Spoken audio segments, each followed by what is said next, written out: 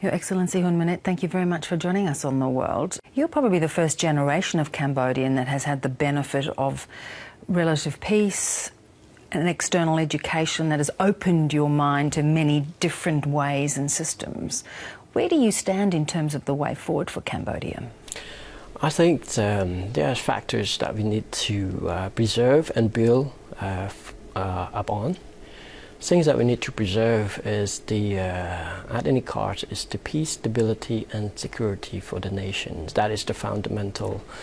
It's a foundation for everything else. It's the development to stop prevention of further suffering and death of the people, like we've seen in the past of our history, because 500 years of internal conflicts. You're widely tipped to succeed your father, Hun Sen. Is that your expectation? Well, Cambodia is a multi-party democracy. The constitutions indicate that we have election every 5 years. So the choice, the decisions of who and when to be a leader is up to the people of Cambodia.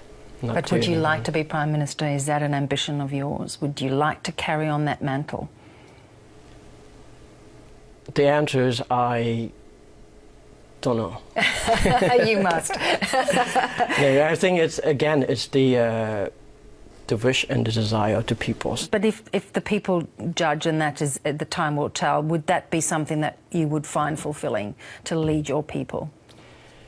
If the population, if the Cambodian people's, desires, then that's their wish. But has it been something within your family that you have been groomed for?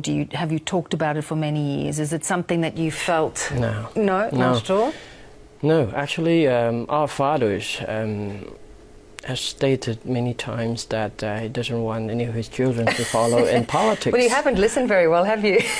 No, you know, what is politics? Politics is, it's has so broad meaning, considering as doing political work or preparation for the, to hold political office. I think that's not necessarily true. What you do, what I've done in the past is purely for humanitarian basis, for example.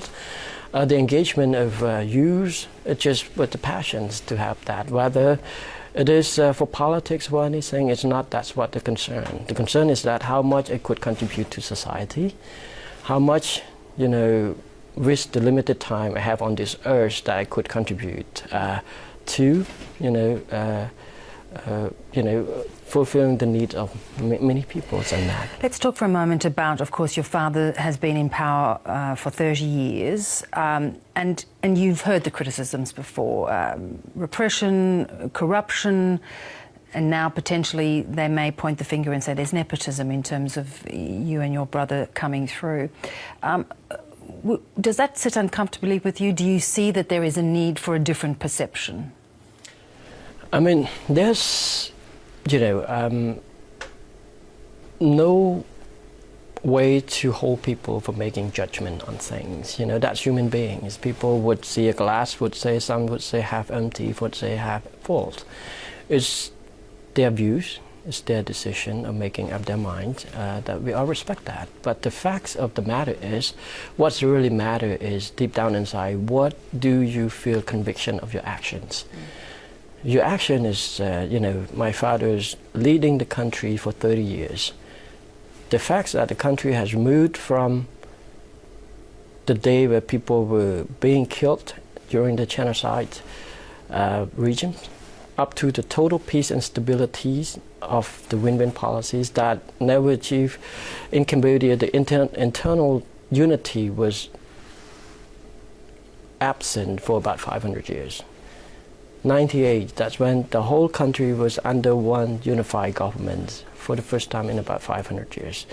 All the peace and prosperities, all the liberties, all the freedom of expressions, the rights to life, the rights to education, the rights to basics welfare, the rights to, whole form association is there.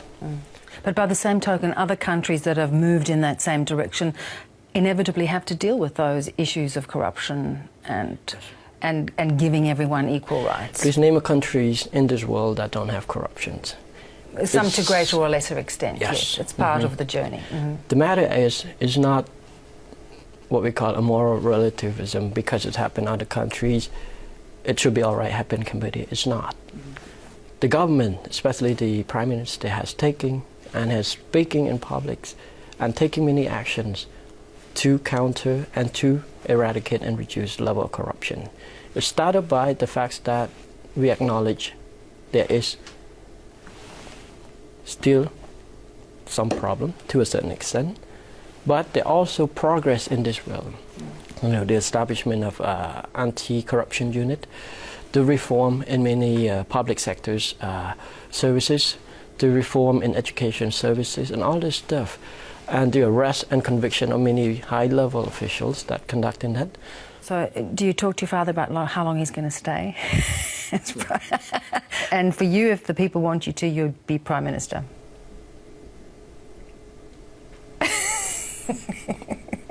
Do I take that as a yes? No. Not yet. Not yet, but in time. No, not yet. Not yet. Hun Manet, Your Excellency, thank you so much for joining us. Thank you very much. Thank you.